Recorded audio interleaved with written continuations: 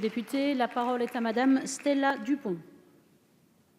Merci Madame la Présidente de commission, Madame la rapporteure, Madame la Ministre, chers collègues. Depuis 2010, le nombre de places créées dans les aires d'accueil a certes progressé, mais il faut noter de grandes disparités sur le territoire national et le fait qu'elles restent insuffisantes eu égard aux besoins. La loi impose aux collectivités des obligations en matière d'accueil des gens du voyage. Et dans le cas où une commune ou un EPCI n'a pas respecté ces obligations mises à la charge via le schéma départemental et dans le légal, le préfet peut se substituer à l'ensemble de ces organes pour faire procéder d'office à l'exécution des mesures nécessaires aux frais de la commune ou de l'EPCI. Cependant, ce pouvoir n'a jamais vraiment été mis en œuvre et les obligations des collectivités ne sont donc pas toujours respectées. Le législateur a réagi en 2017 en permettant au préfet d'ordonner à une commune ou un EPCI défaillant de consigner entre les mains d'un comptable public les sommes nécessaires à la mise en œuvre du schéma. Mais rien ne garantit aujourd'hui l'application de cette nouvelle possibilité. L'article 6 renforce les sanctions pénales à l'encontre des gens du voyage. Mais le texte global ne fournit pas réellement d'outils nouveaux pour contraindre les collectivités à se mettre en conformité avec leurs obligations. Donc je suis satisfaite de la suppression en commission des lois de plusieurs sanctions que je trouvais tout à fait disproportionnées et inadaptées, et notamment ce qui concerne la possibilité de saisie des habitations. Ça me semble vraiment problématique quant au respect du droit de propriété et à l'humanité qu'on doit à l'ensemble des Français et aux gens du voyage également. Donc je salue donc ces avancées de la Commission, mais je ne trouve toujours pas l'équilibre du texte entre les droits et les devoirs des gens du voyage et entre ceux des collectivités. Merci Madame la députée. La parole est à Monsieur Frédéric Reiss. Merci Madame la Présidente. Alors cet article 6, chers collègues, concerne le renforcement des sanctions pénales en cas d'occupation illicite d'un terrain.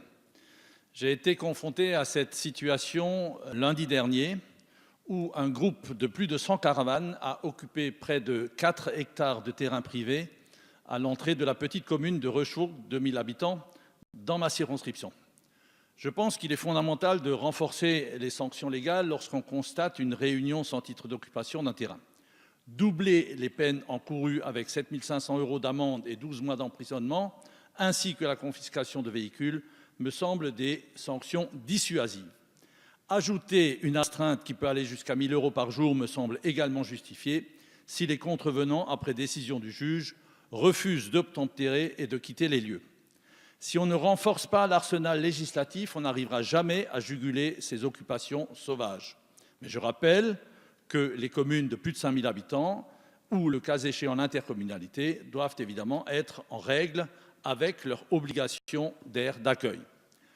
Dans le cas concret que j'évoquais, malgré le courage du maire et de ses efforts de négociateur, malgré la colère des agriculteurs propriétaires des terrains et légitimement inquiets de la perte d'exploitation, malgré les constats d'un huissier, le chef de groupe des gens du voyage a résisté, argumentant qu'il payait l'eau et l'électricité et que de toute façon les aires de grand passage n'étaient pas suffisamment adaptées.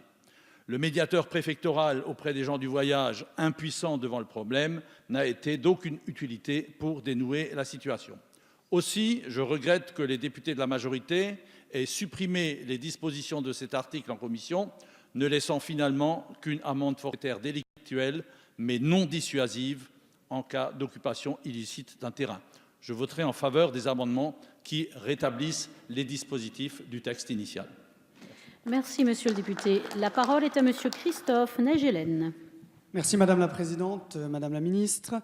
On a tous connu des envahissements de terrain, privés ou publics, et tous les désagréments que cela amène. Cet article, il a un but simple, c'est de renforcer les sanctions.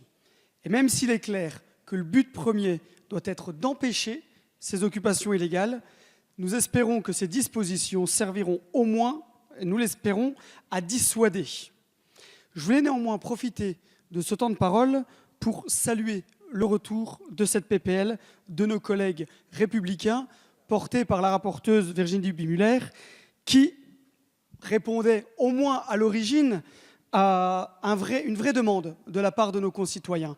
Elle a été vidée en partie de substance, mais il est important d'adopter ce qui reste parce que c'est une vraie demande. On n'imagine pas l'angoisse de nos concitoyens lorsqu'ils vont arriver, et notre collègue Reiss l'a rappelé tout à l'heure, 150 caravanes qui arrivent dans des petits villages et que des maires, des conseils municipaux, des habitants se retrouvent face à cet envahissement. Donc, encore une fois, merci d'avoir pu ramener cette PPL sur le débat public. Merci. Merci, monsieur le député. Nous allons aborder les amendements sur cet article 6, en commençant par des amendements identiques. La parole est à monsieur Sadier pour le numéro 17. Oui, cet amendement, merci Madame la Présidente, vise à rétablir une mesure qui avait été adoptée au Sénat, qui a été viée lors de la commission par la majorité, qui vise à alourdir les sanctions. Pourquoi cette proposition votée au Sénat et que nous avions défendue en commission d'alourdir les sanctions? C'est tout simplement parce que les acteurs locaux, pas nous, mais les acteurs locaux au quotidien, qu'il s'agisse des forces de gendarmerie, des forces de police, associant les policiers municipaux dont on ne parle pas souvent, mais en général ce sont eux qui sont les premiers sur les emplacements illicites lorsqu'ils interviennent, qu'il s'agisse des magistrats, dont certains le disent publiquement lors du congrès des maires, lorsqu'ils sont interpellés, ils se retournent vers les parlementaires, au premier rang en leur disant « mais il faut durcir les sanctions, nous magistrats sommes démunis, nous n'avons pas assez d'arsenal législatif pour faire face à ces installations illégales ». Je pense bien évidemment aux forces des préfectures et sous-préfectures qui l'été ne font bientôt plus que ça. Et donc nous avons impérativement besoin d'alourdir les sanctions. C'est ce qui a été fait au Sénat. Vous l'avez vidé en commission. Nous vous demandons de rétablir ce qui a été voté au Sénat dans l'hémicycle. C'est l'objet de l'amendement numéro 17. Je vous remercie. Avant de donner la parole à madame Ménard, je informe que je suis saisie sur le vote des amendements identiques 17, 23 et 43 par le groupe Les Républicains d'une demande de scrutin public. Le scrutin est annoncé dans l'enceinte de l'Assemblée nationale. Donc, madame Ménard, vous avez la parole pour l'amendement identique suivant, le 23. Merci Madame la Présidente. Les difficultés pour faire évacuer les gens du voyage qui sont installés illégalement sur des terrains privés comme publics perdure et la lutte contre ces occupations illicites est absolument primordiale. Même lorsque les communes ou les EPCI respectent leurs obligations de mettre à disposition des gens du voyage des aires permanentes ou des aires de grand passage, elles restent souvent complètement démunies lorsque les gens du voyage décident soit de ne pas s'y installer et d'occuper des terrains de façon tout à fait illicite à côté, soit, autre cas de figure, de forcer les barrières pour entrer et sortir sans payer. Alors, une plus grande fermeté est absolument nécessaire, c'est l'objet de cet article 6 et de cet alinéa. Malheureusement, le plus souvent, les autorités, les maires, le plus souvent, n'osent pas riposter et les polices municipales, mon collègue vient de le signaler, n'ont pas les moyens nécessaires pour réagir et se retrouvent souvent démunis. C'est pour cette raison que mon amendement vise à rétablir l'article de la loi dans sa rédaction initiale et pour renforcer les sanctions, tant en termes de temps qu'en termes de finances. Merci. Je vous remercie. L'amendement numéro 43 est présenté par madame Duby-Muller. Merci Madame la Présidente. Je partage bien sûr les arguments qui ont été défendus par mon collègue Martial Sadier, auquel je m'associe. Je voulais dire qu'aujourd'hui, nous reprenons nos débats après un premier examen dans le cadre de notre niche parlementaire que nous avions dû interrompre à 1 h du matin, comme c'est le cas lors de l'examen des niches, et que notre groupe parlementaire a souhaité l'inscrire à nouveau aujourd'hui à l'issue de cette séance du 21 juin pour permettre que nous puissions aller au terme des débats. Nous en sommes donc désormais sur l'examen du titre 3, puisque nous avions différentes mesures qui étaient proposées sur cette proposition de loi qui avait été co-construite avec nos collègues du Sénat et que nous avions travaillé en amont sur le terrain avec à la fois des agriculteurs, à la fois des acteurs économiques, des élus, des magistrats. Et lorsque l'on me dit que ce texte n'est pas équilibré, eh bien, localement, en tout cas, il répondait à des besoins. Et lorsque l'on voit aujourd'hui qu'on a un certain nombre de dysfonctionnements pas uniquement en Haute-Savoie, mais partout en France. Et mes collègues parlementaires nous ont cité un certain nombre d'exemples concrets. J'en ai eu un encore cette semaine à Annemasse, dans les Bois de Rosse, sur un terrain qui appartient à une agglomération. Eh bien, on a une communauté des gens du voyage qui est venue s'installer de façon illicite, qui a découpé la haie appartenant à des personnes privées, 2 femmes a fortiori.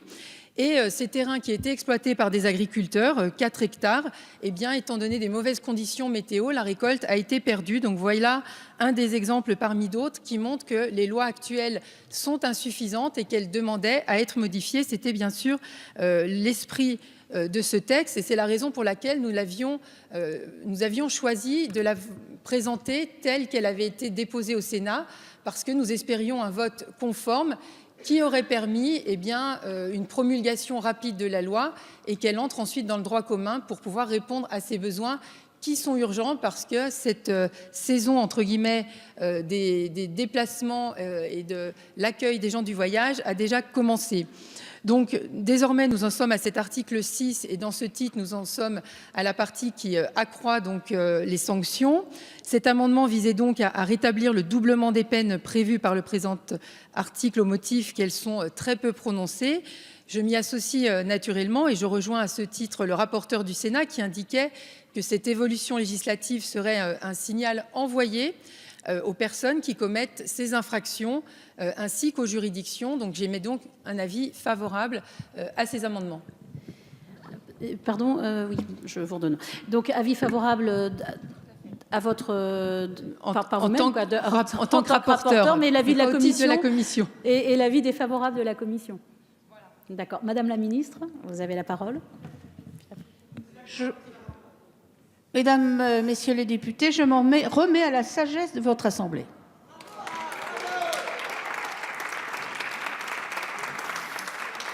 Madame Oconi, vous avez la parole.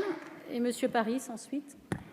Vous voyez, Madame la Présidente, c'est en cette sagesse de Madame la Ministre que j'aime être sur ces bancs.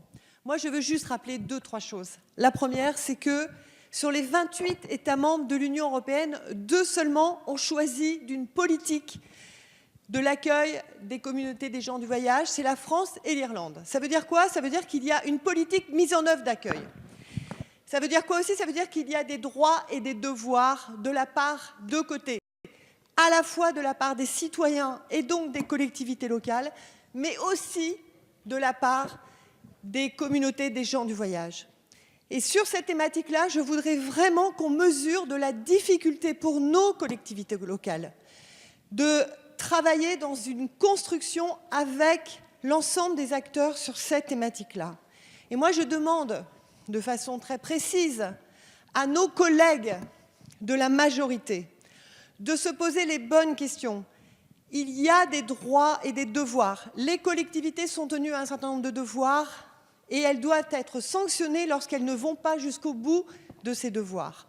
Pour autant, il faut qu'on mesure combien, tel qu'elle a été adoptée à la commission des lois, ce texte a vidé de sa substance un certain nombre de devoirs à l'égard de la communauté des gens du voyage. Il faut qu'on mesure ça et moi je serais très intéressée d'entendre un certain nombre de nos collègues de la majorité sur ces thématiques-là. C'est-à-dire qu'il faut qu'il y ait des sanctions de la part des 2 camps, à savoir de la part des collectivités, mais aussi de la part des hommes et des femmes qui bénéficient d'une véritable politique d'accueil des communautés des gens du voyage.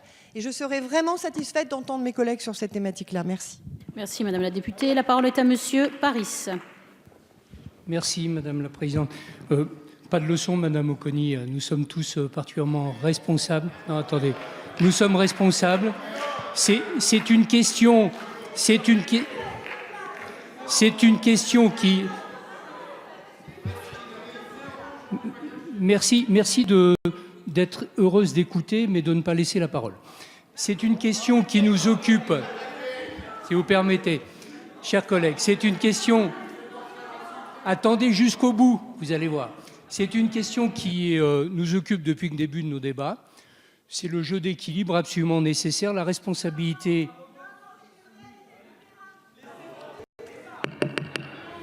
La S'il vous plaît, responsabilité laissez- collective voilà, qui est laissez la parler. nôtre, qui consiste et à protéger une communauté qui a ses modes de vie et à protéger nos concitoyens et les collectivités devant des exactions qui sont parfois insupportables et nous le reconnaissons volontiers. Je voudrais juste dire à M. Sadier que moi je comprends parfaitement que le retour en circonscription était délicat parce que quand même pour tous ceux qui ont participé à la discussion lors de la niche parlementaire, la première, vous avez fait traîner les débats. Et je pense qu'en revenant dans vos circonscriptions, les choses étaient relativement délicates et nous pouvons l'admettre.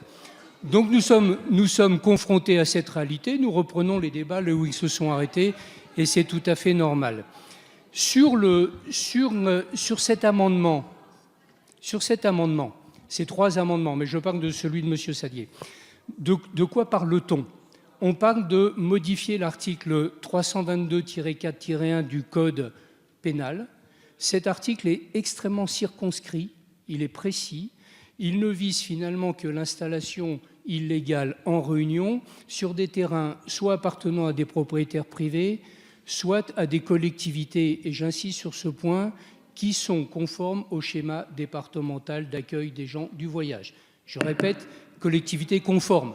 Dans ces conditions, et dans un esprit d'ouverture qui a toujours été le nôtre, et qui nous amène à cet équilibre constant. Et compte tenu de la position du gouvernement, le groupe Les Républicains peut admettre cette disposition et s'abstenir sur son vote. La parole est à Monsieur Reiss. Oui, merci Madame la Présidente.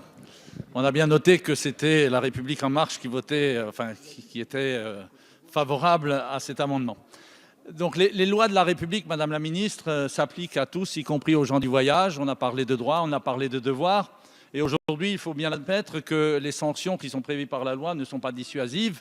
Et moi aussi, je tiens à rappeler qu'il est évidemment du devoir des collectivités qui sont à même de réaliser des aires d'accueil. Elles doivent être évidemment en conformité avec la loi. Et dans ce cas, évidemment, nous sommes pour des sanctions plus dissuasives. Donc je salue votre avis de sagesse et j'invite évidemment tous mes collègues à voter pour cet amendement. Je vous remercie, Monsieur Huyghe. Vous souhaitez avoir la parole, allez-y. Et ensuite. Merci Madame la Présidente. Je voulais dire à notre collègue Paris que les leçons, ça suffit quand même. Les bonnes constructions intellectuelles, ça suffit.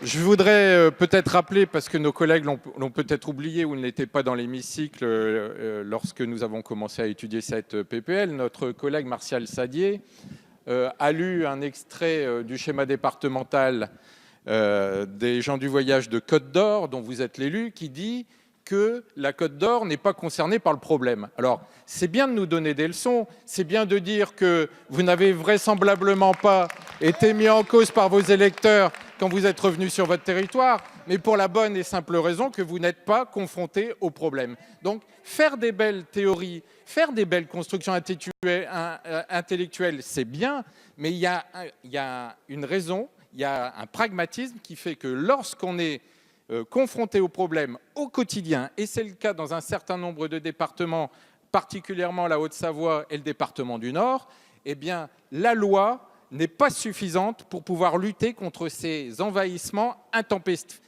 qui mettent nos concitoyens dans une rage folle parce qu'il y a 2 poids et 2 mesures devant la loi. Je vous remercie. La parole est à Madame Florennes. Merci Madame la Présidente.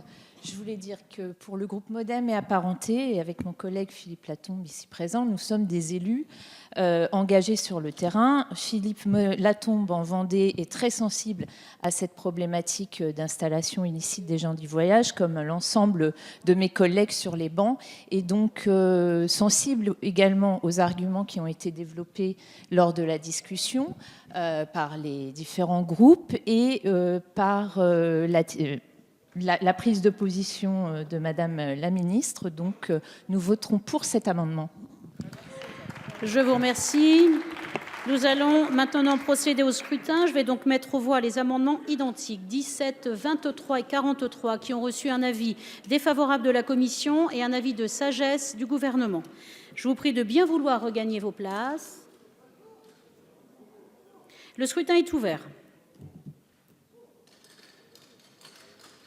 Le scrutin est clos. Votants 53, exprimés 47, majorité à 24, absolu pour 38, contre 9. Ces amendements sont adoptés. Nous abordons et nous allons écouter Monsieur Huyghe pour l'amendement numéro 53. Mes chers collègues de la majorité, j'espère que cet amendement n'est pas simplement adopté, n'est pas simplement un amendement pour vous donner bonne conscience et dire nous avons fait quelque chose pour lutter contre les envahissements des gens du voyage. Il y a besoin d'aller beaucoup plus loin, ça n'est pas suffisant. Et donc moi je vous propose un autre amendement puisque aujourd'hui l'article 322-4-1 du Code pénal dispose que lorsque l'installation s'est faite au moyen de véhicules automobiles, il peut être procédé à leur saisie. Force est de constater que sur le terrain, cet article du Code pénal, qui pourtant pourrait être très utile, n'est pas appliqué. Et pourtant, j'ai rencontré les différents préfets de région des Hauts-de-France, les différents procureurs, en leur demandant de faire appliquer absolument cet article qui est dissuasif, puisque lorsque les gens du voyage s'installent, le véhicule automobile, c'est comme la prunelle de leurs yeux, et si on s'attaque au véhicule automobile, eh bien, ils préfèrent partir plutôt que de le voir saisi. Donc, je vous propose de mettre dans cet article du Code pénal une systématisation de la confiscation du véhicule automobile, et vous verrez que les envahissements seront beaucoup moins importants, en tout cas, les gens du voyage qui sont en situation illégale partiront bien plus rapidement. Je vous remercie. Quel est l'avis de la commission, madame la rapporteure? Donc, chers collègues, si je comprends votre intention, j'attire à nouveau votre attention sur le fait que la possibilité pour le juge de prononcer la saisine des biens ayant servi à commettre l'infraction est laissée à son appréciation de manière à respecter le droit de propriété protégé par la Constitution. Le dispositif qui avait donc été proposé par le Sénat me paraissait plus équilibré et j'émettrai donc une demande de retrait à votre amendement. Je vous remercie. Quel est l'avis du gouvernement, madame la ministre?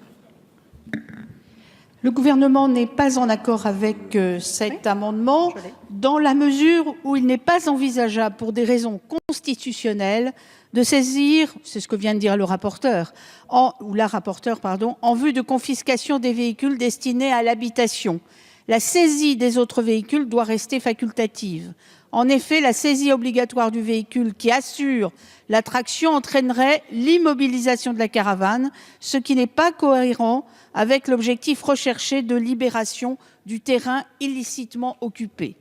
Enfin, cette disposition serait inutile pour assurer la confiscation des véhicules, car quand bien même il n'aurait pas été procédé à la saisie du véhicule au cours de l'enquête, il résulte du dernier alinéa de l'article 131-21 que le condamné à la peine complémentaire de confiscation doit, sur l'injonction qui lui est faite par le ministère public, remettre le véhicule confisqué au service ou à l'organisme chargé de sa destruction ou de son aliénation.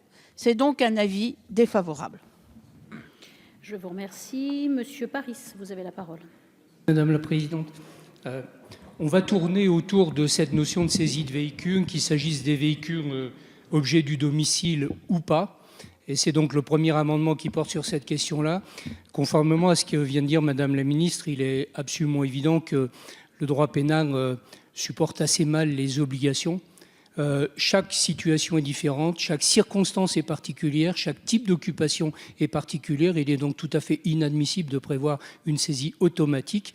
On parle bien du véhicule puisque nous y reviendrons. La saisie du domicile ou du véhicule servant de domicile nous semble toujours aussi inconcevable. Donc c'est une position clairement négative du groupe La République En Marche. Je vous remercie. Monsieur Di Filippo, vous avez la parole. Merci Madame la Présidente, Madame la Ministre. Je voulais remercier mon collègue Sébastien Huyghe d'avoir déposé cet amendement parce que c'est peut-être le vrai nœud du problème qu'on rencontre dans les territoires. Quand des véhicules, et notamment des caravanes, s'installent de manière massive sur des terrains, soit d'entreprise, soit des terrains de collectivité, soit des terrains sportifs et cause de très forts désagréments, la différence entre la France et certains pays frontaliers, c'est qu'eux saisissent systématiquement les véhicules, ce qui est très très dissuasif. Et aujourd'hui, pour obliger les gens du voyage à aller sur les heures d'accueil prévues à cet effet, en tout cas à ne plus enfreindre la loi, il faut des sanctions qui soient réellement dissuasives. La saisie est possible, ça veut dire que ce n'est pas un problème en soi. Il faut qu'elle soit systématique pour qu'on puisse avoir des vrais résultats qui soient dissuasifs. Et à ce moment-là, il y aura même peut-être moins besoin de l'appliquer qu'aujourd'hui, dans la mesure où les gens du voyage et leur communauté seront beaucoup plus prudents dans les lieux qu'ils sélectionneront pour leurs installations. Je vous remercie. Il y avait une demande de retrait. Non, vous ne reprenez pas la parole, monsieur Huyghe. Allez-y. J'ai bien conscience des difficultés de cet amendement, mais malgré la demande de retrait collective, je maintiens l'amendement. Et j'ai bien conscience qu'il ne sera pas adopté, mais tant pis, je veux provoquer le débat parce qu'il est important, parce que cet article du Code pénal n'est pas appliqué. Et je vous demande, Madame la ministre, en tant que ministre déléguée à l'Intérieur, c'est de passer le message au préfet, de passer les messages, demander à la garde des Sceaux de passer les messages au procureur, de faire appliquer cet article du Code pénal. Il est fondamental pour pouvoir lutter contre ces envahissements intempestifs, ou en tout cas pour faire en sorte qu'une fois l'envahissement réalisé, le plus rapidement possible, les groupes s'en aillent. Parce que lorsqu'on s'attaque aux véhicules, eh bien, les gens du voyage quittent les emplacements illégaux. Je vous remercie. Je vais donc mettre aux voix cet amendement qui a reçu un avis défavorable de la Commission et du Gouvernement. Qui est pour? Qui est contre? Alors, vous voulez bien relever vos mains? Je vais les compter. Allez-y.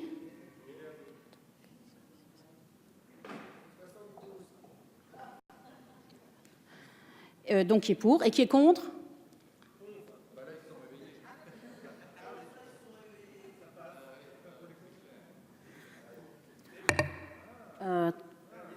Attendez.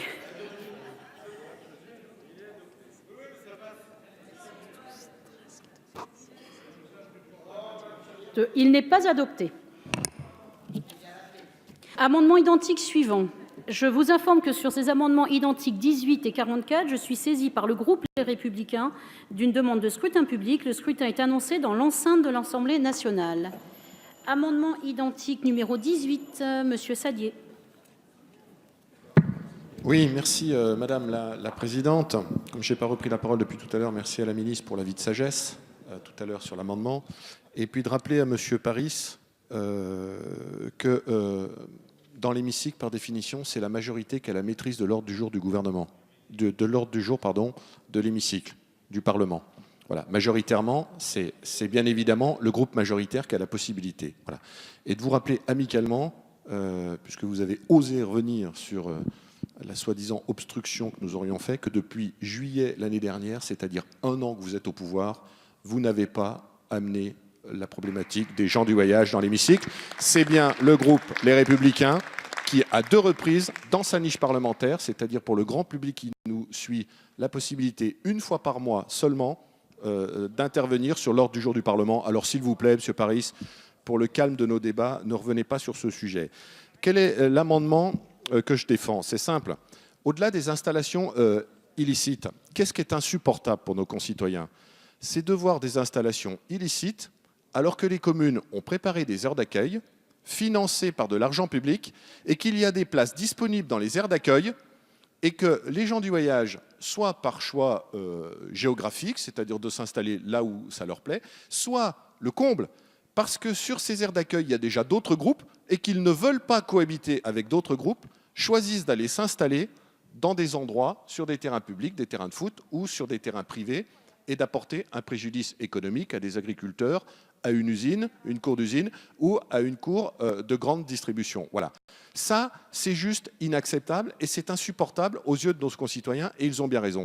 Que dit l'amendement? Il dit tout simplement qu'il offre la possibilité au juge pénal, lorsqu'il y a une installation illicite, eh bien, de saisir les véhicules et de les transférer sur des aires d'accueil identifiées, construites, dans un schéma départemental. Avouez, mes chers collègues, que c'est bien le moins que l'on puisse faire dans le cadre de ces installations illégales. C'est le présent amendement. Merci, monsieur le député. L'amendement identique suivant, le 44, madame Duby-Muller. Oui, merci, madame la présidente. Donc, Cet amendement vise également à rétablir 2 propositions qui étaient contenues dans le texte initial du Sénat, qui prévoyait pour l'une donc la possibilité de saisie des véhicules ayant servi à commettre l'infraction, même s'ils sont destinés à l'habitation, et pour l'autre la faculté pour le préfet de les déplacer sur une aire d'accueil située dans le même département. Lors des débats au Sénat, il a été rappelé que le code pénal et le code de procédure pénale permettent déjà de saisir des domiciles.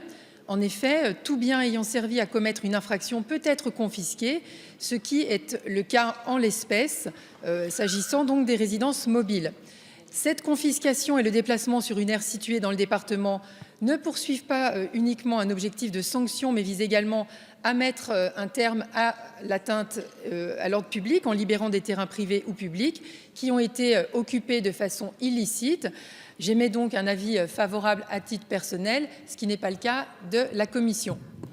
Je vous remercie, Madame la députée. Madame la ministre, quel est l'avis du Gouvernement? J'ai déjà évoqué tout à l'heure cette question. Donc, la saisie et la confiscation d'un véhicule ne peut concerner un véhicule servant de lieu d'habitation. Les véhicules à usage d'habitation, sous réserve, bien sûr, qu'ils soient utilisés comme résidence effective, doivent en effet être considérés, qu'ils soient à l'arrêt, en stationnement ou en circulation, comme des domiciles.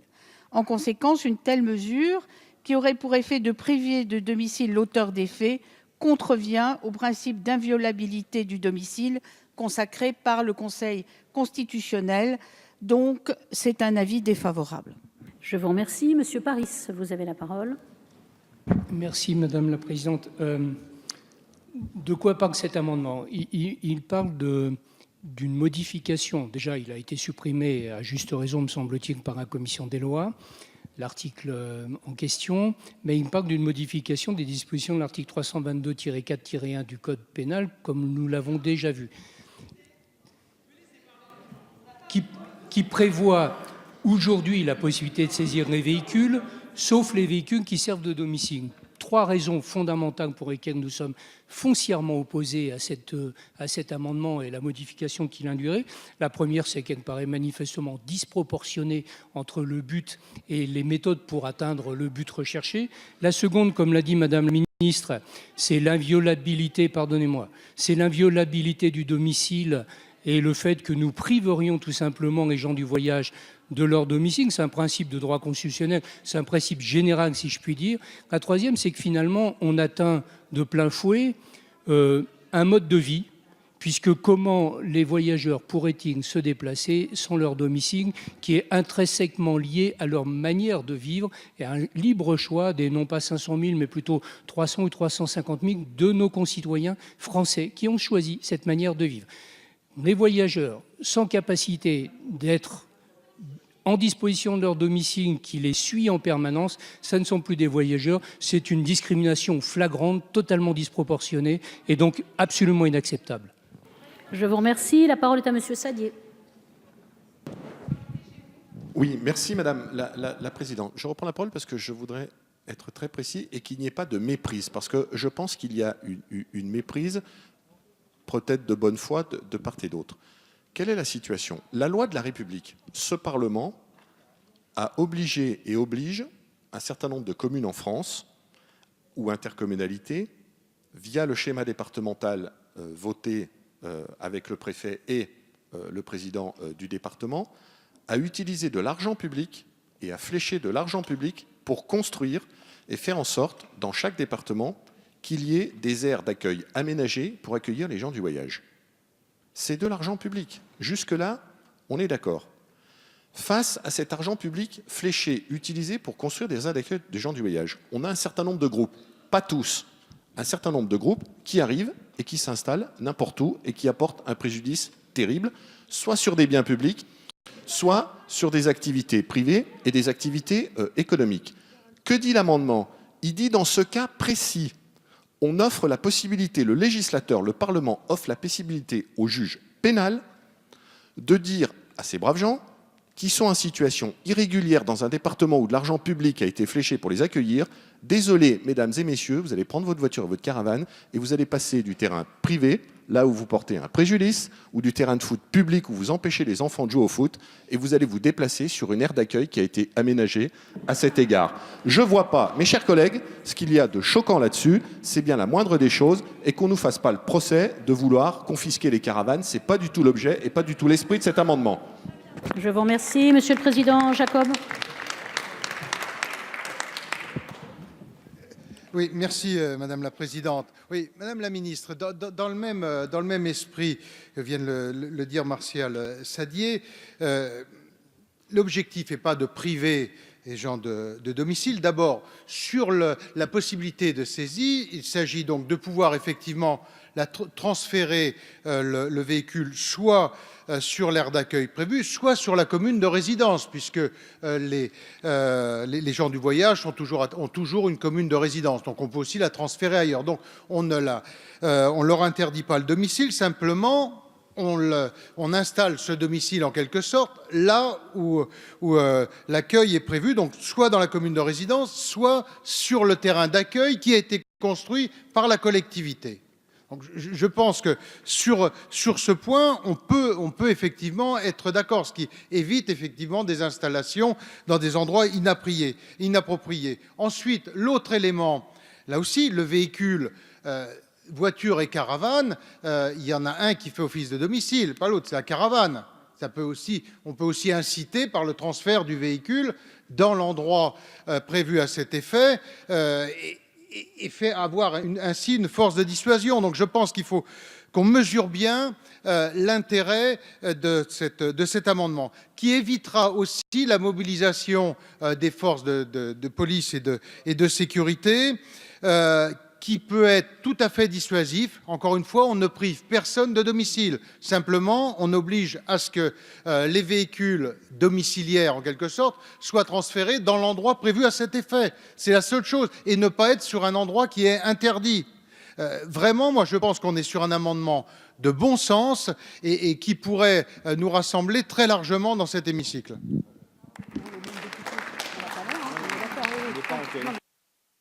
Je vous remercie. Je vais donc mettre aux voix donc ces amendements qui, je vous le rappelle, bénéficient d'un scrutin public. Donc, sur les amendements identiques 18 et 44, avis défavorable de la Commission et du Gouvernement. Je vous prie de bien vouloir regagner vos places. Le scrutin est ouvert.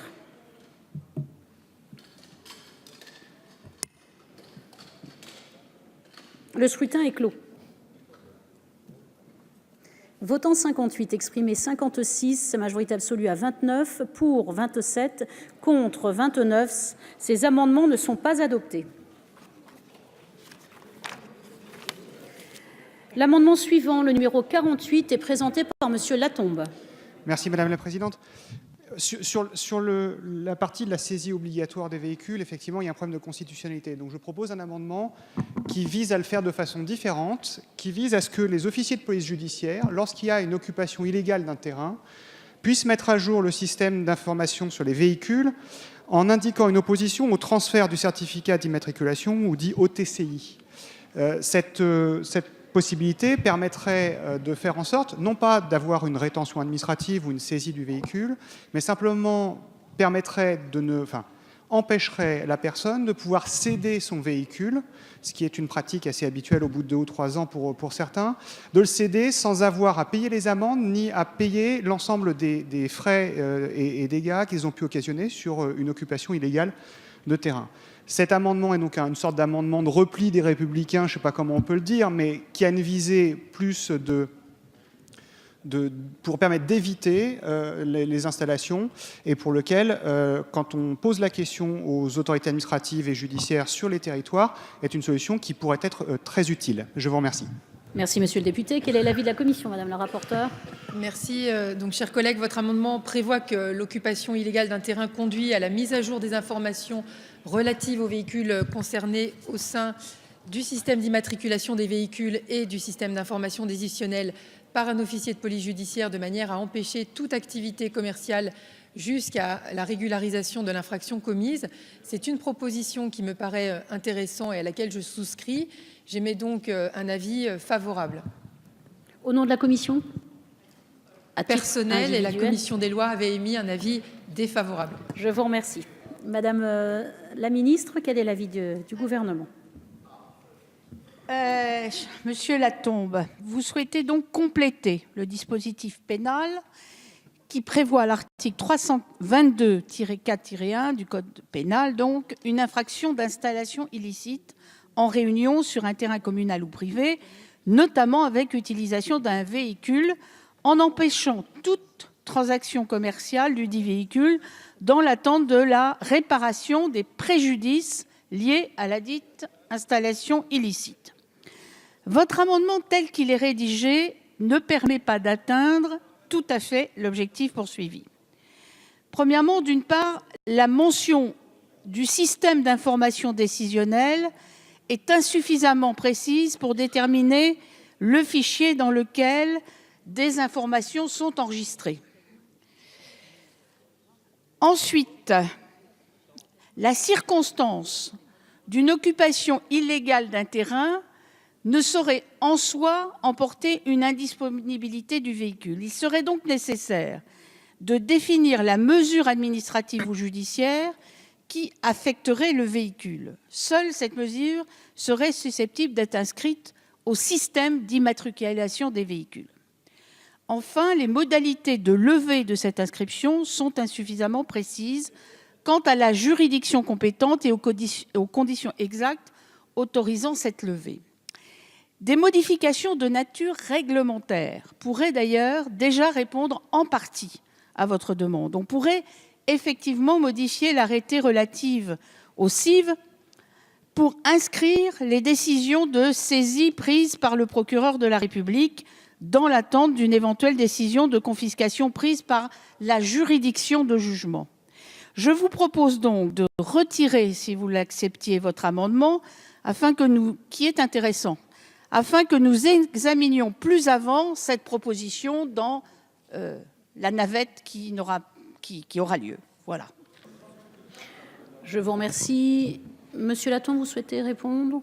Retrait ou pas ? Non, je vais le retirer. Je vous remercie de le prendre en considération et effectivement de pouvoir le travailler pour la navette. Parce que je pense que c'est un bon outil et qu'il faut qu'on puisse l'utiliser. Je vous remercie. Je vous remercie. Donc, il est repris par le groupe Les Républicains, par Monsieur Sadier, mais il n'y a pas de... Donc, vous ne pouvez pas reprendre la parole par rapport... Mais vous le savez, bien entendu, par rapport à cet amendement. Donc, je vais le mettre aux voix. Il a reçu un avis défavorable de la commission et de ce fait, un avis défavorable du gouvernement. Qui est pour ?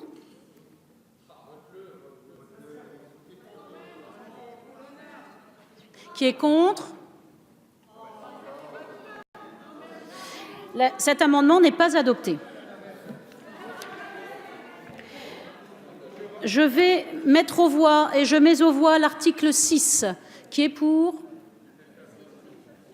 Qui est contre ? L'article 6 est adopté. Sur l'article 7 qui est supprimé, je vous rappelle qu'il n'y a pas d'inscription d'orateur. L'amendement à cet article sont des amendements identiques sur lesquels je suis saisie par le groupe Les Républicains d'une demande de scrutin public. Les amendements identiques 19 et 45. Donc le scrutin public est annoncé dans l'enceinte de l'Assemblée nationale. Et Monsieur Sadier, nous vous écoutons pour le 19. Oui, merci Madame la Présidente. C'est encore une disposition qui a été votée par le Sénat, que la majorité a enlevée en commission et que donc nous proposons de réintroduire conformément à ce qui avait été voté encore une fois au Sénat. Quel est l'objet de cet amendement ? C'est vrai, mes chers collègues, que dans l'hémicycle, et notamment avec les anciens élus locaux, qui ont eu la chance, parce que je considère que c'est une chance d'avoir été député maire ou député président d'une intercommunalité, nous avons souvent pris l'exemple des détériorations, dégradations ou occupations illégales du domaine public. Mais nous souhaitons, à l'occasion de cette PPL, et c'était l'objet également de ce vote au Sénat, éclairer la représentation nationale sur les préjudices de plus en plus fréquents, violents, sur les activités économiques. Et le droit privé provoque des procédures beaucoup plus longues pour procéder à l'évacuation des installations illégales des gens du voyage. Et donc cet amendement vise à vraiment durcir le préjudice économique, parce qu'on a souvent pris l'exemple des terrains de foot, mais en Haute-Savoie, il ne se passe pas l'été une semaine sans que désormais il y ait des installations illégales dans des cours d'usine, où vous avez les propres salariés des entreprises qui viennent travailler le matin, qui ne peuvent pas garer leur voiture et qui ne peuvent pas les travailler. Je ne parle pas des terrains et des parkings des grandes surfaces, des grandes et moyennes surfaces qui sont devenus la cible privilégiée. Et puis on pense bien évidemment à nos agriculteurs, et notamment dans les zones AOC et d'appellation de fromage, ou dans les zones de montagne ou périurbaines des zones de montagne, l'enfouragement en verre, la politique de l'herbe, ce n'est pas le président Jacob qui me contredira, est essentiel au respect non seulement des cahiers des charges, mais également de la réglementation européenne, où là encore, eh bien, on s'assoit complètement et totalement sur le fait qu'une activité agricole, c'est avant tout et d'abord une exploitation économique, une activité économique. Le présent amendement vise à véritablement asseoir dans la loi, j'en termine Madame la Présidente, un préjudice économique significatif lorsqu'il y a des installations illégales auprès d'une entreprise. Merci, monsieur le député. Le prochain, le 45, identique, donc Madame Duby-Miller. Merci. Donc, comme mon collègue Martial Sadier, j'avais également déposé un amendement de rétablissement de cet article pour revenir sur la proposition initiale telle qu'elle avait été faite par nos collègues sénateurs. Et elle visait donc à reconnaître ce préjudice économique.